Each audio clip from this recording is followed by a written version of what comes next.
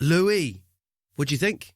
I think that Backland Studio is a vibe. The foam game is really strong. It's good foam, really, isn't it? Yeah, there's a lot going on here, a lot of different colours, and the sound compression is, wow. I mean, you can literally access Narnia through that foam. Yeah. I believe it.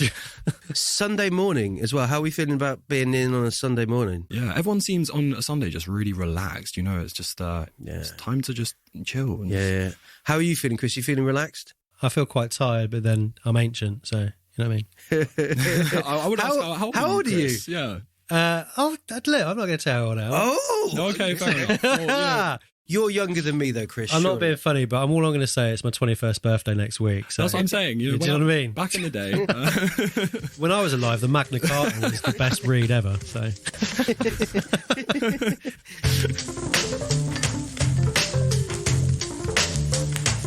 Hello there, and welcome to Right Club Open Mic. With me, Mark Grist, your host, and Chris Barn in the studio. Hello. There we go, there's Chris. We're super excited to have you here today. This is a podcast celebrating new writing. We believe that all of us have the capacity to write something really interesting and worth listening to. And Chris and I just love hearing new work and thinking about it and seeing what it helps us explore within our own writing. Thank you so much to everyone who's emailed us over the course of this series. This episode is like a super exciting one because we're focusing only on work that has been sent in by writers who are under the age of 18, roughly. Maybe they're 19 now, but we've got quite a range. We've got all work from younger writers, and we've got a bunch of pieces today. We've got like 8 pieces from young people all around the world that we're going to have a listen to.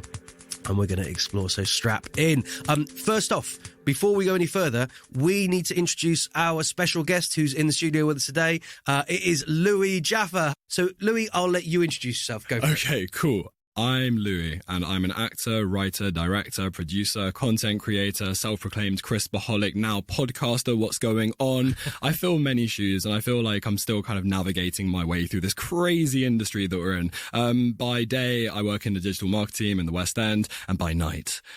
I mean, I'm everything. I just want to be like Phoebe Waller-Bridge and Donald Glover, you know.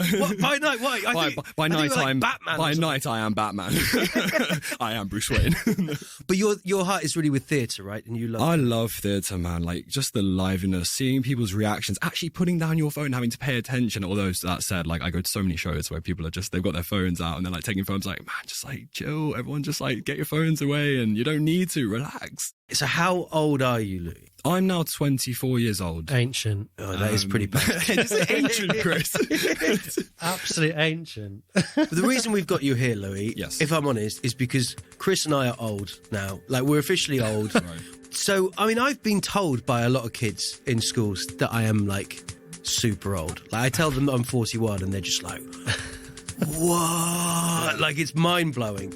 Chris, I don't know exactly how old Chris is. I'm older than you, for sure. No, yeah, really? Definitely, yeah, 100%. Mad. No! Yeah, man. Really? Yeah, man. Do you know what? Your bread-based diet has done wonders for your complexion. I'm not going to say it's the yeast. What's been the best year for you, Louie? What's been the best year of my life? Yeah. Oh, that's a hard one. You know what? I don't know. That's like saying like, what's your favourite song or what's your favourite artist? I thought 10 was pretty good.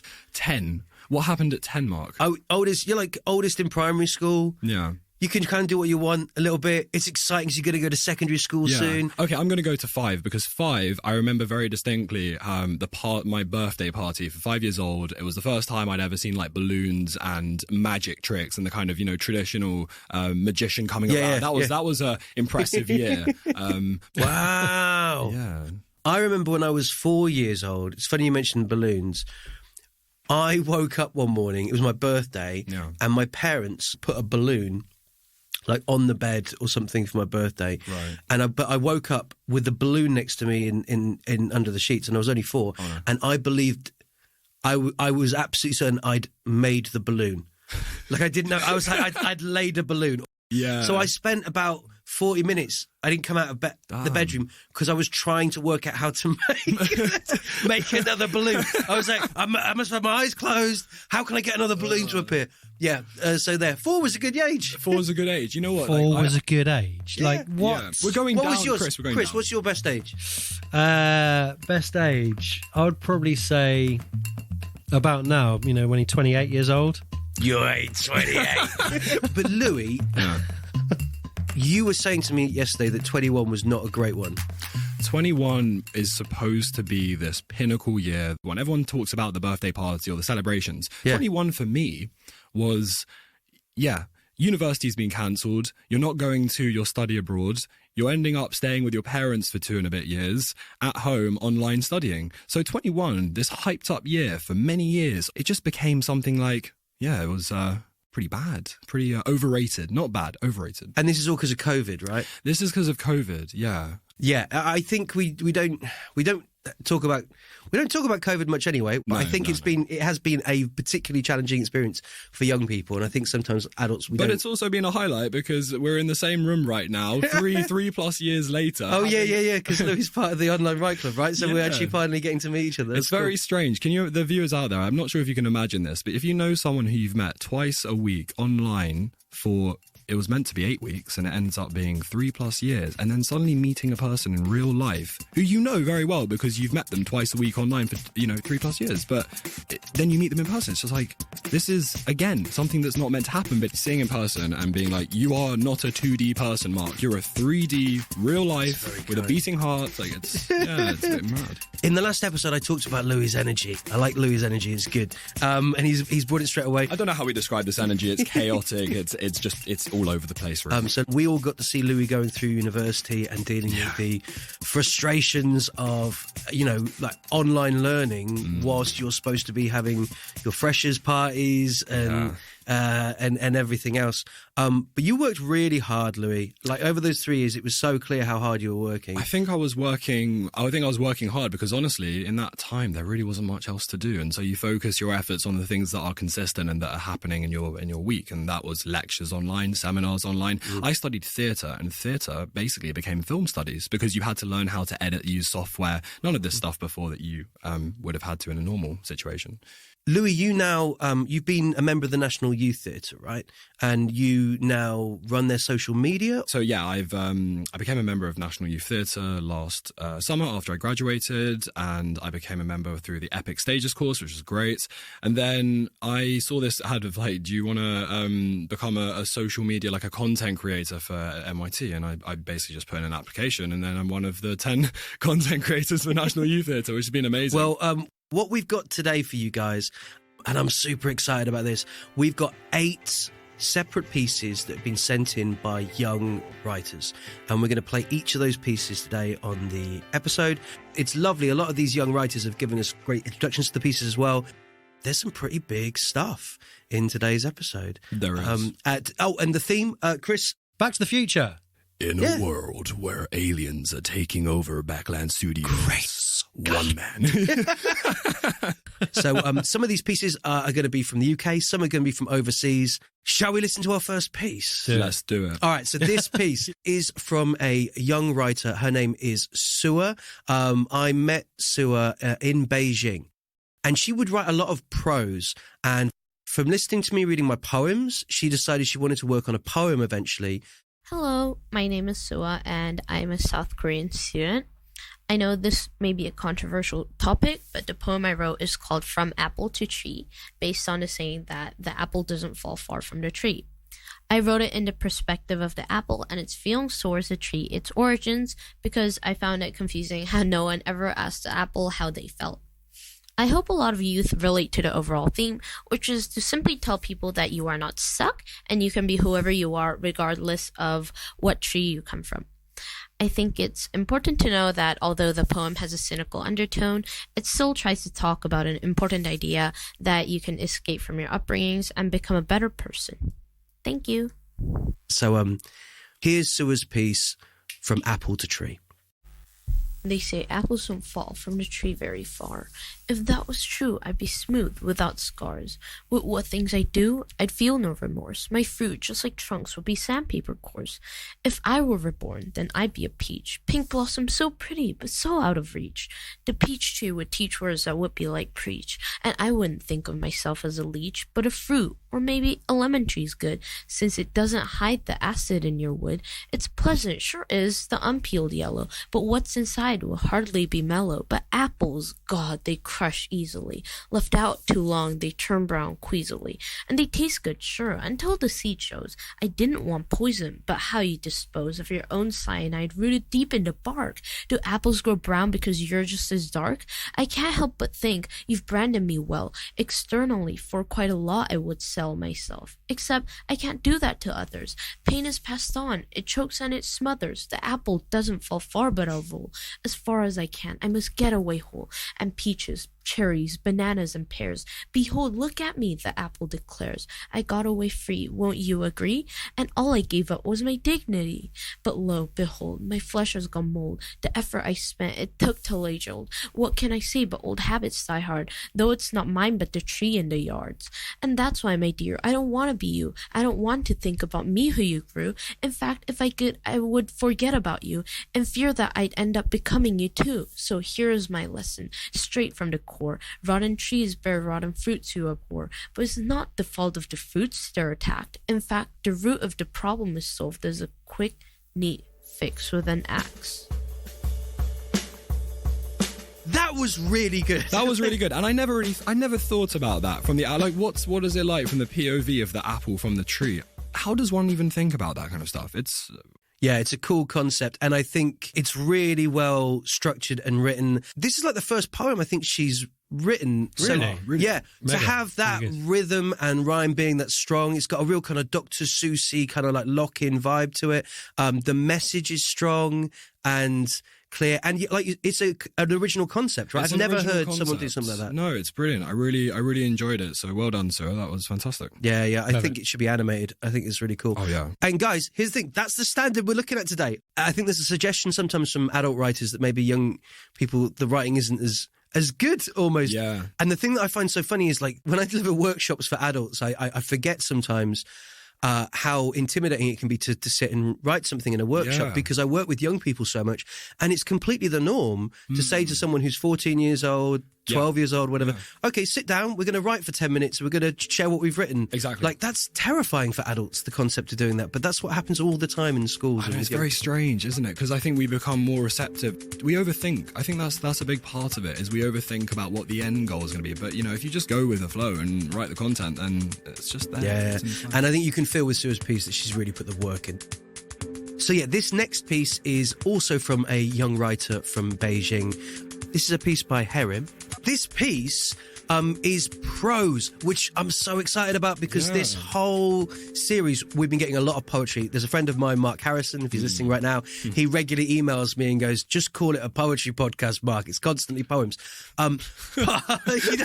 So this piece is Prose, which is this very intense love story, but it's kind of a bit wrong. There's a kind of almost like stalker vibes to this piano teacher, and yeah, I think the descriptive writing in this is really, really exciting. Here she is with her piece.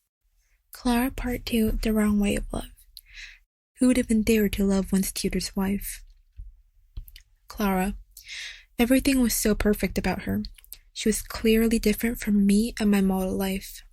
I could only watch her tie up her exquisite blonde hair swirling and dancing up and down in the wind, only listen to her sing along to my tutor's melodic piano piece, only smell her own unique fragrance that was surrounding her from head to toe, and touch her soft angelic hand when we shook her hands. Her eyes were blue as the Atlantic, her eyebrows dark and neatly organized, and her nose was so perfectly placed that it seemed as if somebody measured the ratio from her forehead through the tip of her nose and to the chin. The tiny waist never failed to tempt me to hug her, and so did the long and thin neck to make me put a nice necklace on her. What I imagined hurt me more, and the name Clara always dwelled in my brain. C-L-A-R-A with B-A, C-B-A, G-sharp-A was all I could think of other times when I deluded myself with her. The piece with C-B-A, G-sharp-A put me in the corner of suicide, but I would think of her again, and that chance would slowly submerge my heart for a while. I knew that one day I would lose myself and do something that I would do in my unconsciousness, buried deep down in my greatest desires, under the abyssal iceberg that even I did not know existed. That day started off as normal as any other day. Clara welcomed me with a cup of tea and told me that Shima would be a bit late because of his tutoring with this other student. I sat down on the couch with her, and the closeness between us, which I found myself a bit anxious about from the fact that she could hear my heart thumping vigorously inside, made me hear her breath in the tranquil background, the orange sun shining on her through the window, standing out her beauty even more. "Have you been practicing?" she asked, as if she felt my gaze. "Yes, of course. It was a hard piece, though." An awkward silence continued after I made my reply. Her eyes fixed on a cup of tea she made, and she slowly opened her mouth. "You know, this is really random, and I don't want you to take it seriously. I think I don't love him anymore." I put my head up instantly and looked at her. She made a small laugh that didn't feel like it came from pure happiness, but rather pretended to laugh it out of frustration. "It's not that I hate him and I want a divorce tomorrow. I'm just a bit tired of this one-way love. He's pretty much outside 2/3 of the day, and I know he's not hanging around out there doing nothing. I know he's working and it's his job, but still, I'm married to a supportive man who loves me more than anyone, but I can't help myself from feeling lonely and trying to love him the same way I did when we walked down the aisle." Once she started blurting out how she has been feeling for the past few months, it didn't take long for my deep desires to take me over. While one side of the brain cried, "This is the chance to possess her. You've been craving to take her away from Shuma. Stop denying this." The other wailed, "Can you see her turning insane? It's your job for them to recover their relationship. She told you this because she could trust you sincerely." "But is it really my job?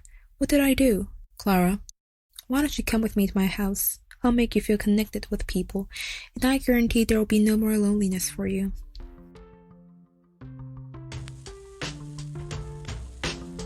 Amazing. Thank you so much, Herim. That was probably our first real dive into playing some pretty densely written prose on this podcast. I think so. I don't know how you felt listening to it, but I think it's really exciting, and I just think the characterization of the narrator is like fantastic. 100. Seems quite creepy and very intense. And I love the kind of focus on the keys and the music. But yeah, I just like how rich it is. Definitely. I think hearing prose is a different experience. And in this case, I think the imagery really shone through. I mean, her eyes were blue as the Atlantic. Suddenly you're transported outside. And I think, it's just, it's brilliant. So this is a piece by G in South Korea. This is all about evil. This piece is about evil. Evil. And so Chris has suggested that maybe one of these pieces we could try and play about with some, was it sound concrete, Chris? Yeah, concrete, music concrete. Music concrete. Yeah. And put in a bit of a soundscape. And I think the piece that would do the best with a bit of soundscaping is this piece by G. Hi, I'm G from Seoul, South Korea, and I prefer to write prose, so that's what I'll be sharing today. This piece is about the pervasion of evil, and it's not about a sort of evil that's really specific or intimate to me. So as I read it, feel free to envision the sort of evil that you feel would be most fitting with the lyrics. I decided to write this piece as it's one of the themes that really got me into writing in the first place. So it's a little like my personal token of gratitude for whatever introduced me to the craft. It begins quite daintily. A grain, a morsel, a speckle, perhaps even a mirror of the world's design. A charming little dot that is coveted. It is replete with a furtive malice. But man is unaware. Man fortifies it subconscious. Man thinks and covetes it precious. Time waltzes through, intercepting and obscuring our landscape. Our intimate setting is no longer intimate. For the spot is no longer a splatter of silverish paint, but it's a grim tapestry of inky jet coaly black. It's a salient pervasion, intensely opaque and with an evident presence. It even yields a shadow. The shadow is stabbed fervently, with tendrils that flee here and there, in an irregular rhythm of music, producing a satanic melody which shrieks as if tormented by this whirlwind of chalky darkness, or the eye of a tornado. Light is massacred with malice, expiring with cacophonous exhalation. But the shrieks are muffled, and the light was and will never be visible. The tendrils are coy sly figures, which cannot be identified by man anyways. Shadow duplicates with a rapidity and acuity unprecedented by the host, evading its peripheral presence to reign over the host in a condescending, sticky, dense, ghastly domination that even Darius will shudder from Persia. Inundated with darkness are we, and so are you now. What a setting to begin with. Thank you very much. Gee, good work on the soundscape there, Chris. Thank you very much. That was dark. That was evil. Like proper evil. Yeah. Gosh. Intense, very rich. A lot of time was really spent on those kind of descriptions. I like the talking about a satanic melody. I'm not sure what that sounds like, but I can feel with the landscape that it's evil. Yeah, it was nicely delivered, that line as well. I think you did a really, really good job. Yeah. Okay. So the next piece we're going to share with you guys is a piece I'm going to read out. It's one of those pieces that we've got in text form. This is from another student from South Korea. This is from a student called Shingle. And this is based upon an exercise that I ran. If you want to have a go at writing something, why not? You could try this exercise yourselves. Go for it. So what we did with this is, if you want to grab a pen and a piece of paper, the title for this piece is How to Blank a Blank. That's the title. How to Blank a Blank. And the idea is to spend 30 seconds or a minute thinking about what you would put in those two blanks. You can have all sorts of different types of poem, like how to win a race, right? It could be that. How to drop a pizza, how to crack an egg, how to Barbie and Oppenheimer. How to ruin a date. How to butter your toast. That's my favourite. How to really obliterate a date. So look, if you want to challenge for yourself today, maybe have a go at working out what that concept is. If you write a piece that is how to blank a blank and you send it in to us at words@writeclubopenmic.com, we would love to hear it and love to play it. Now, this piece I'm going to read to you is one of my favourite pieces that came out of this workshop over the last year with different students. This is by Shingle, and the piece is How to Kill a Daughter. The poem goes like this. How to kill a daughter. First, you take her voice. Why would she ever need that? Then you take her mind, for curiosity killed the cat. Then move on to her spirit. Take the spark, so it will never burn. Finally, you have her soul. Keep it locked away, so she'll never learn how great it could have been to live out her youth. Make sure she never knows.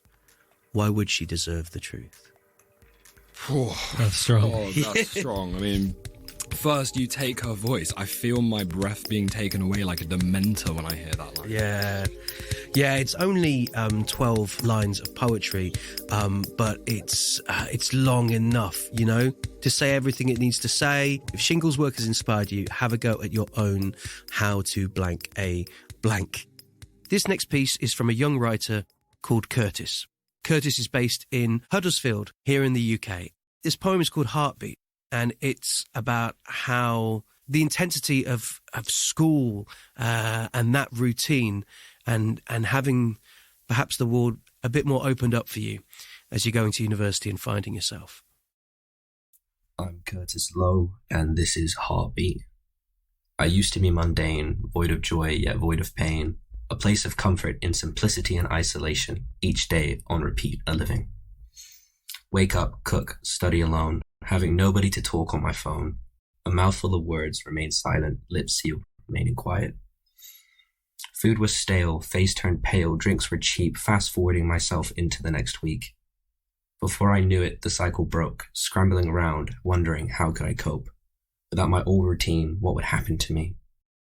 Never been exposed to this feeling of safety, security, calmness, healing. 1 second and I'm hooked chasing this.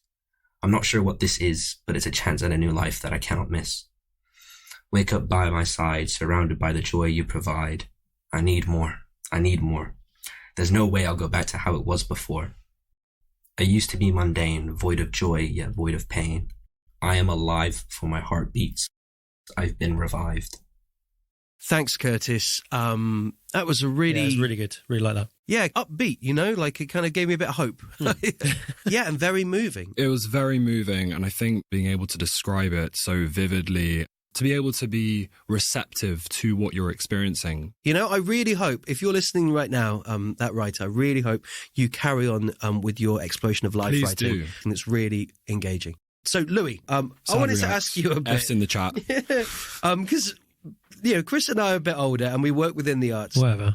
What is it like being younger and working within the arts? Because it seems to me sometimes that maybe I wouldn't say maybe exploit young people, but I think we assume that young people can work harder for less. Is that something that feels true? It's a big question. What is it like to be in the arts right now? I think for young people, it's incredibly difficult. It's an incredibly stressful time with cost of living and lack of funding, lack of budgets for lots of things. I also think that there is no one path, as we know. This is a non-linear industry.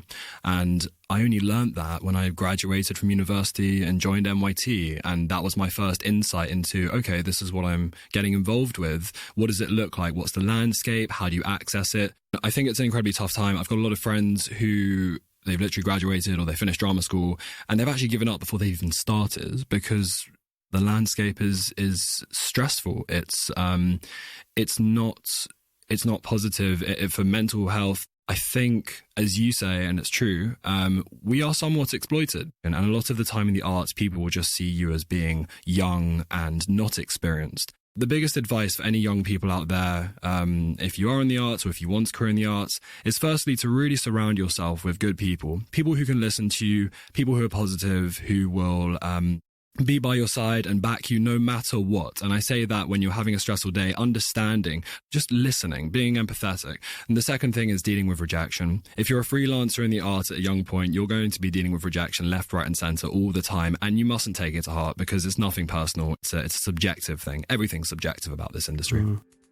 That's really interesting. I've run away from any situation where I can get rejections as I've got older.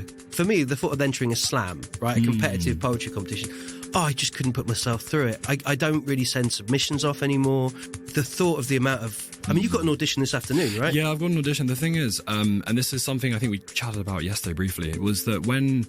in this industry, it's sometimes very difficult to take your foot off the gas. And by that, I mean, if you're not doing something, you feel like you're not doing something. And that leads on to negativity and all this stuff. But actually, you need to take care of your mental health. You need to step back. I'm actually, I would say I'm not good at this in some respects because I work around the clock. Once I finish work in the day, I'm doing freelance stuff. You're a afterwards. machine, Louie. I'm a bit of a workaholic, but I actually love what I'm doing. But at the same time, it's really difficult for a young person to step back because it's such a chaotic and never stopping machine. The industry is this, it's a conglomerate. It's a cacophony. Do you feel that the industry broadcasts to you sometimes that you're very expendable and replaceable when you're young? Yeah, 100, because, there are hundreds and hundreds of people who will take up your spot in an instant. You're literally one of many. And the only way to really... I mean, I can't say this because I've only just started, but I feel like the only way to kind of build up your credentials is just through experience. The catch-22 is that you need to have experience to be in the room, but being in the room allows you to have that experience. And if you're young, you are really in that limbo. And I would say in terms of opportunities, it's certainly dwindling. I've had friends come down from Scotland, they've lived in London, and then... maybe 6 months later, they go back to Scotland because they realise it's not happening, it's not occurring. Are there any organisations or groups that you found have been really supportive or helpful for young people? Yeah, I feel very privileged in that I'm a part of National Youth Theatre, and they've done a lot for me in the sense of giving me lots of eye-opening experiences going into non-mainstream schools, teaching drama clubs. I would say 100% the Almeida. I was very fortunate in that I was a young producer on the most recent for free Romeo and Juliet festival, directed by Rebecca Frecknell. And any kind of, if you go to your local theatre, any local theatre, inquire about their young person schemes. See what they have on offer. See what they're doing for their local community. I guarantee you most of the time there will be some form of participation programme. But there are organisations that are doing amazing stuff for young people, like the Monobox, Go Live projects.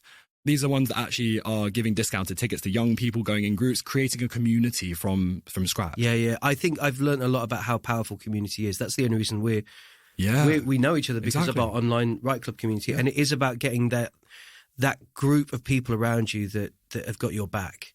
because it's tough. It's a tough space. If also you're listening to this and you're a young person interested in accessing funding, by all means go back and listen to our episode, I think 5, Show Me the Money. We talk about the Develop Your Creative Practice grant, and that is a grant that's available that anyone can apply to help them develop their writing separately. And feel free to email us. We'll always try and get back to you, words@writeclubopenmic.com, with any suggestions or contacts or support we can. Thank you so much for sharing those thoughts, Louie. The next piece of writing from a young writer is a monologue.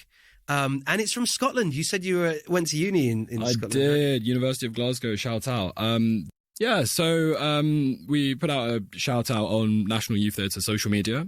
We had an overwhelming number of responses. Thank you to everyone who applied and submitted. I really appreciate it. It's just amazing to see how much content young people are generating, putting their passion into their project time. So thank you so much.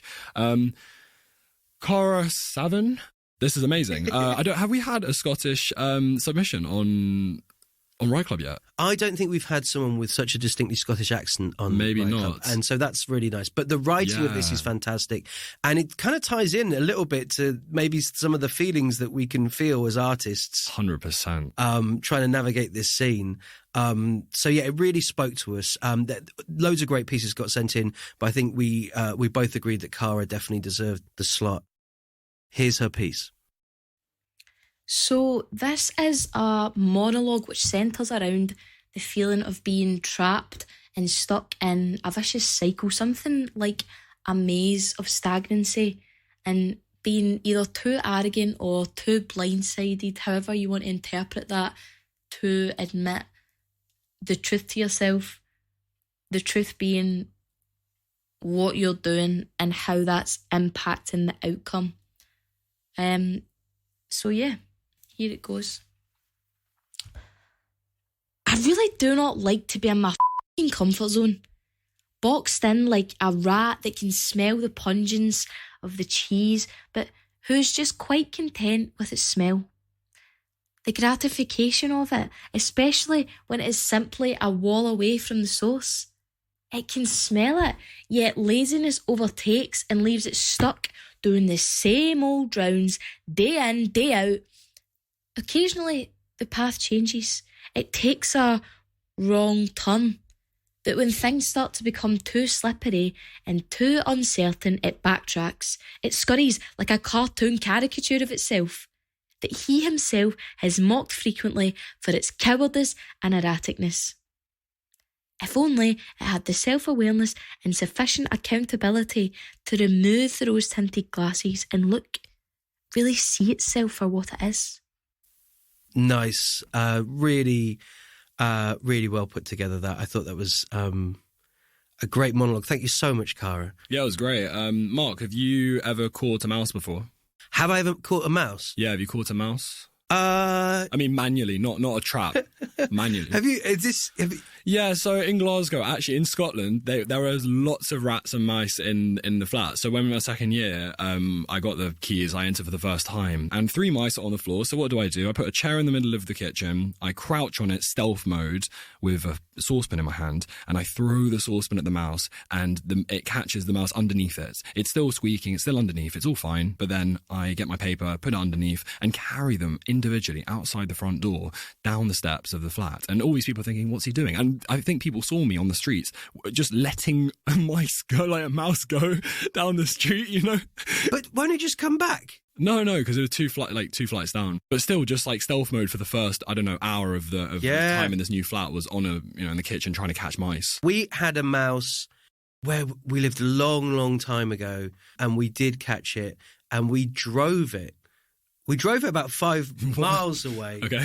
I think we'd read something about They do come back. They follow their way back. Yeah, they follow their way back. We drove out. We found a very nice... We had a big discussion. We found a really nice... There was nice river, lots of straw. Wait, you drove 5 miles with a mouse? Hotel. Wow, I've never heard that before. Do you know what? This is we live in the country. You right? live in the country, Chris. Yeah, man, we got mice all the time, literally all the time. They're all right. They're just knocking about, having a good time. Yeah. So if you're out there, find your local mice Airbnb. I'm sure it's nearby. I just take them to the pub, make sure they're looked after. Oh, yeah.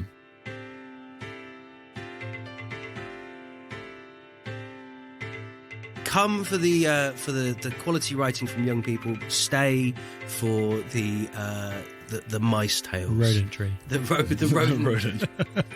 Wicked. This is from Jocelyn. It's a profound piece, and I think it really deserves your attention. Here's Jocelyn. Hi, my name is Jocelyn and I'm from Canada, but I'm currently residing in China, and today I wanted to share my writing with you. And this piece is something that I composed a couple of months ago. I recently salvaged it through my archive of forgotten works and decided to share it with the podcast. It's nothing especially great, but the focus of my writing was just to focus on the simplicity and beauty of everyday language, as well as the many pessimistic thoughts I had as a child that I wasn't able to voice out due to always being told to look on the bright side. I'm not too sure what it is, but it certainly is something. Here, let me read it to you, and I hope it makes a little more sense. We are all trapped inside an endless cycle, constantly yelling about how we don't have time, or later, tomorrow, maybe I can schedule you in for next week or the week after that. But what are we fighting so hard for? Isn't it all just going to end? Some might say we're working for a better life, or I'm saving money to buy that new car I've always wanted, or to propose to my girlfriend. The list of reasons for wanting valuable treasures are never ending. We're like hamsters running on a wheel of time, trying to get somewhere, but going nowhere, staying exactly where we were. And by the time our clock has stopped ticking, everything we've ever worked for, all of our blood, sweat, and tears, everything is going to be gone. Nothing is going to matter. Absolutely nothing. We all struggle to find our differences, to find our purpose, to find who we're meant for, what we want to do, what we're supposed to do. Always being told to do this, be that, avoid this, make that happen, and on and on and on. Working every single day like ants in a colony, while time is just slowly dripping away, silently, like molten gold. We're all going to be a part of ashes, or a rotting corpse, or just decompose someday. So why are we trying so hard? It's nothing but a vicious cycle of seeking a better life, getting pleasure, and then repeating the process again and again. Thank you for listening.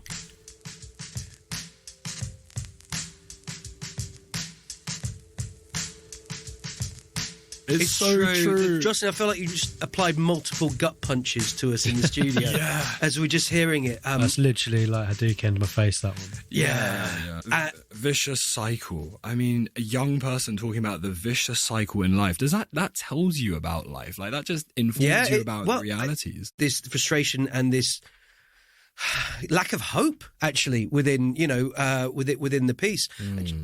It makes a very good case for having no hope. That piece, I know, I kind of get the connotation, but I think the way that it is, for me, is that, I mean, why worry?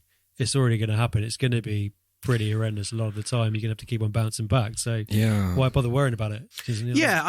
I've written poems in the past about how we kind of often we're just finding ways to kind of waste time until the end, right? Like, it would just kind of but I just don't I think I managed to write it in such an accurate and painful way as Jocelyn's put it out.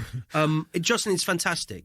It was really quite something. And also saying trying to get somewhere but going nowhere. There is, as we talked about before, there is this thing about we need to go from A to B, and then we go from B, we go from A to B again and again. We tick boxes, keep ticking, but where's that going? I think as we talk about, it's about the journey and the life experiences, the memories you make, the friends, the relationships, everything. So I think whilst it is a bleak piece, we can see the positive in it. We can see some shimmer of hope. If you think about what's being said, you can make it hopeful. Yeah. Well, do you know what? And guys, we have got one more piece left. Thank you so much to every young person that sent work in. The way our writers have dived in to the work and made themselves vulnerable, have pushed themselves, have really tackled huge topics, has made this episode one of my favourite to work on so far, I think. This last piece is from a local writer to Peterborough. Her name is Eva Woods. I know we're at the point where we've had some pieces that are quite bleak or are dealing with some kind of more negative experiences of life. Eva, I think, is a great one to go out on. Here's Eva. My name's Eva Woods, and I'm an 18-year-old poet, podcaster, and member of Youth Parliament from Peterborough. I call this piece Anthem for Apathetic Youth, and it was written about a year ago. It's a reflection on those moments where you're reading the news or hearing someone's story or battling your own problems, and you're just hit by this existential hopelessness. And in that moment, when you're feeling the weight of everything that's wrong with the world, you just ask yourself why you bother fighting it. This is like a recalibration mantra for those moments of hopelessness. I sometimes ask myself a question. What's the point? When your morning news is satirical, hazing out humanity with more doctored statistics? Why should we keep working when living wage is a luxury, when you are a commodity, the moment that you realise the faceless men are well aware they're constantly exploiting you and they still do nothing?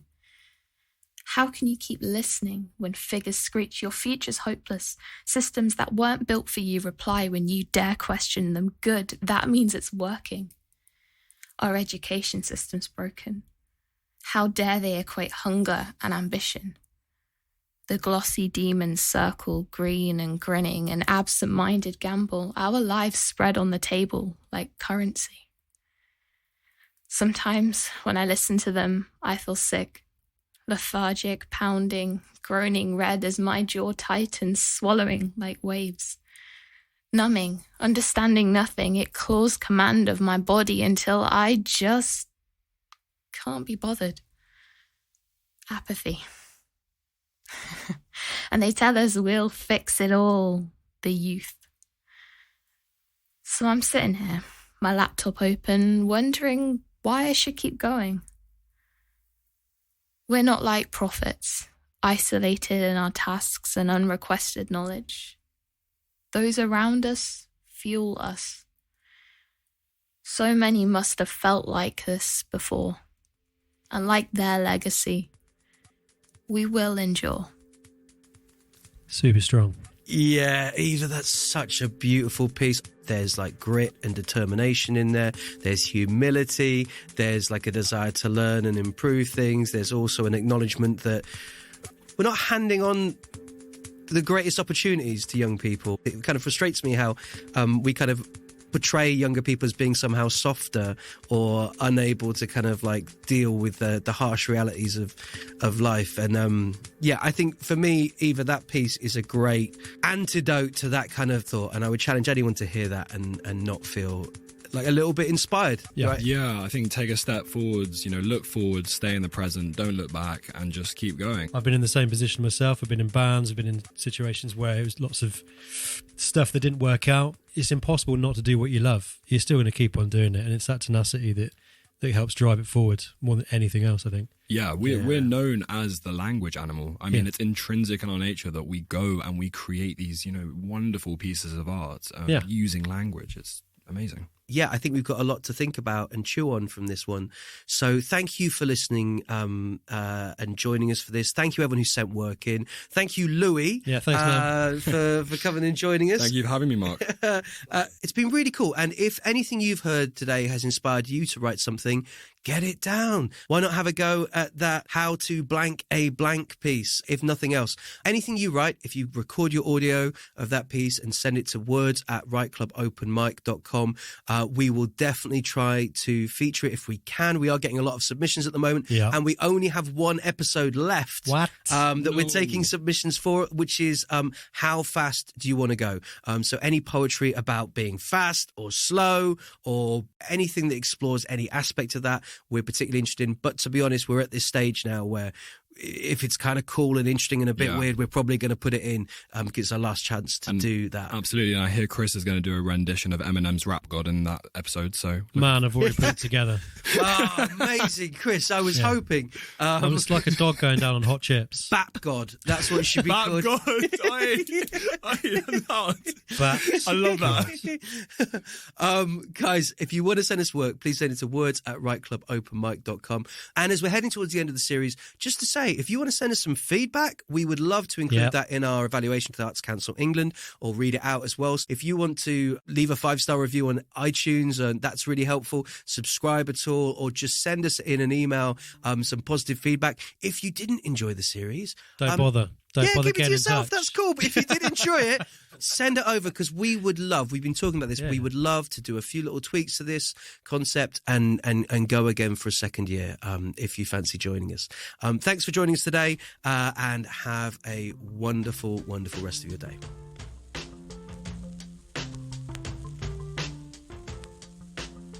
This episode of Right Club Open Mic was hosted and edited by me, Mark Grist, and Chris Barn at Backland Studios. We had Louie Jaffer in the studio joining us, and we had work sent in from young people all around the world. Thank you for sending your work in. Thanks to Arts Council England for supporting this project with public funding. And thanks so much to you for joining us on this journey.